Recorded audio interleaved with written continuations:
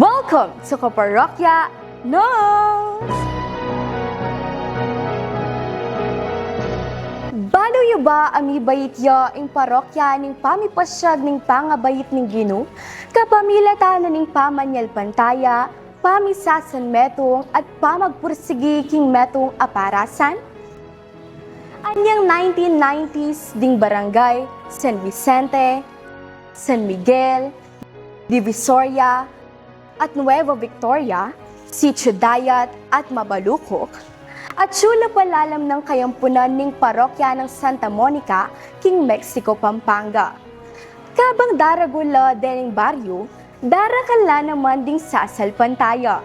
Pauli na nito, may akit ing pamangailangan king metong aparokya ang mas malapit, ban makapamye mas malalam a pamanyal pantaya. Baluyo mo naman bang alimeging masaguli ing pangatatag na ning bayong parokya? Peni mo na ng Reverend Monsignor Antonio Bustos, kayantabe ring pastoral at manungkulan king balen, may umpisan ing pamitatag king bayong parokya, ban may patutuan niya ing parasan.